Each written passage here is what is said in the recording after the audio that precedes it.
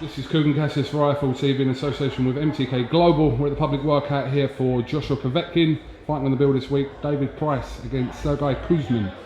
How are you, mate? Good, mate. Very well. Yeah? Heavyweight night ain't the same without David Price on the bill. He needs a shootout, didn't he? He needed a shootout, and I got one. Very late notice for you for this fight. Obviously, you were meant to be fighting Sean Turner. In Belfast, so you were already obviously training and in camp anyway, so... Yeah, I was in training. Just altered things a little bit. Opportunity knocked out again, and it's my second big fight on a big event like this on the spin. It's too good an opportunity to turn down. It's going to be a great fight.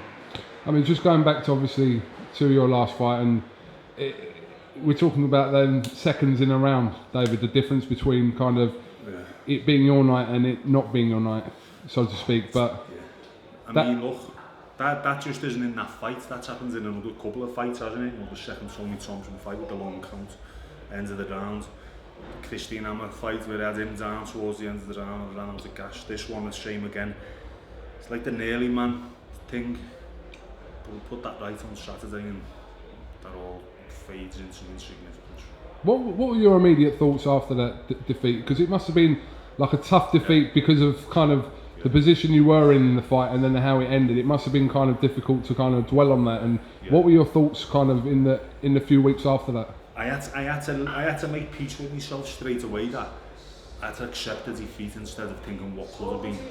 Otherwise, it would have drove me mad, even until now. So I made peace with it, accepted I lost the fight, and moved on from it. But what I did take from it was the experience of fighting in front of that many people, the response that I got off the majority of people for our fought and the heart I showed in the fight, and it was a great fight, and I proved to myself that I can compete with someone of that level, which I had doubts in my head going into that. So obviously I've gained that, and going into this on Saturday, and I can definitely compete with this fella.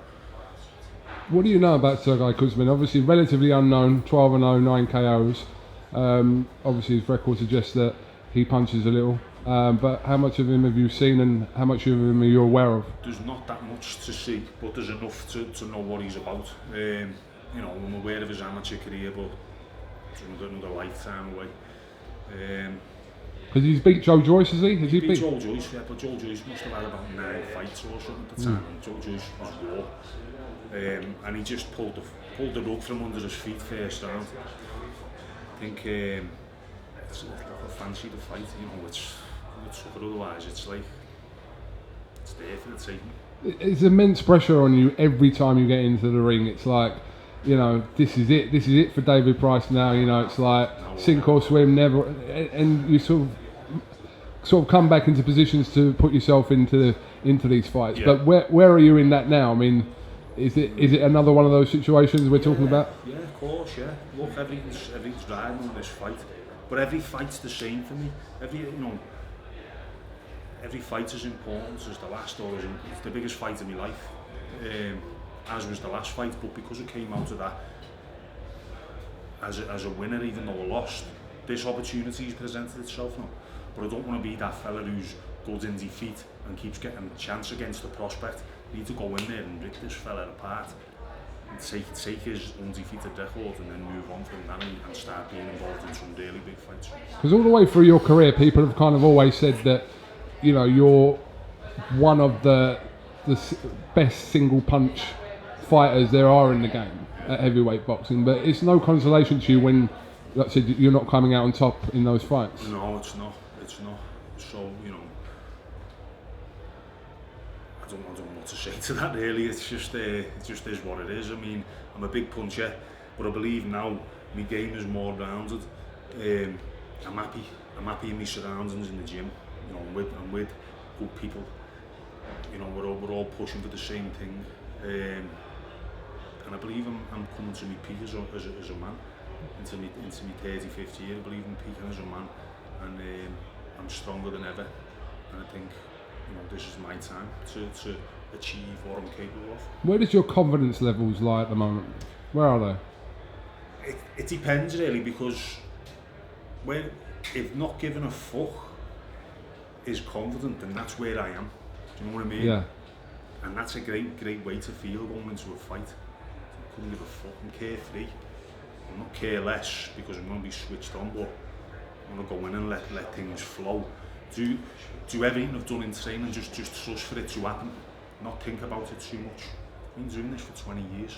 It's all going to come together. When you hear people saying though that they think that you should call it a day and all that, what goes through your head? Is it a case of you'll do what's best for you when it's right? Yeah, it's frustrating. It's frustrating, you know, I feel like telling to fuck off if I've seen them in person, but I never will. It's none of their business at the end of the day. If I know that there's no problems with my health, look, I've been knocked out twice. I'd rather have been knocked out twice than being in war after war after war over 12 rounds and taking sustained damage. Been knocked out twice, and it's been through me being switched off. Because other than that, I don't fucking hardly get it. Let's have it right. Have a look at my career. Have a look on BoxRec. How many rounds I've completed in my career. I'm fresh as a daisy. I haven't got much mileage, let me tell you. So, you know, people are patronising because they make out as if they're concerned for you and things like that, and they're not. They just want you to retire. People can't wait to see boxers retire because they want to know what they're going to do when they're retired, because they're nosy cunts, and that's what it boils down to. They can't wait. People have been telling me to retire since I lost my first fight. You know, this is my job, and a fighters fight, and I'm a fighter. And I'll, on my own terms, I'll decide when I'm going to... I was going to say that you're in the best position to answer that question when you wake up in the morning and you don't have it anymore, and you know, you don't want to do it anymore. Yeah, exactly, and I know. Look, you just see on Saturday, see my last fight, it was probably my best performance. This fight's going to be better again, so how can you go out like that? You know what I mean? How can you have your best performance but lose and then go on and call it a day? Because I got knocked out. You know what I mean? I'm a fighter, and it's part of the job, unfortunately, and it's happened to me a couple of times. Don't want it to happen again, but it may happen again. We'll cross that bridge when we come to it. Well, listen, I think I can safely say that everyone in there, bar a few Russians, on Saturday night will will you to win on Saturday night and for it to be your night. I don't mind Russians.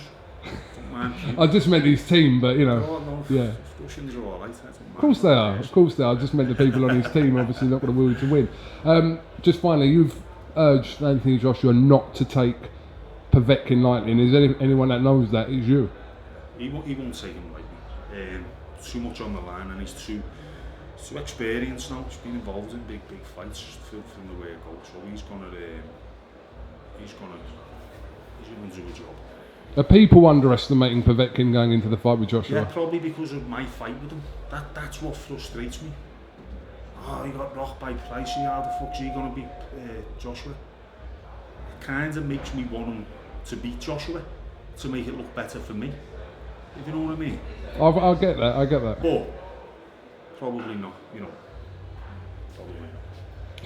All right, well listen, I know you were on your way back to your hotel, so we've got the press conference tomorrow. I appreciate your time. Is there anything else you'd like to add, David?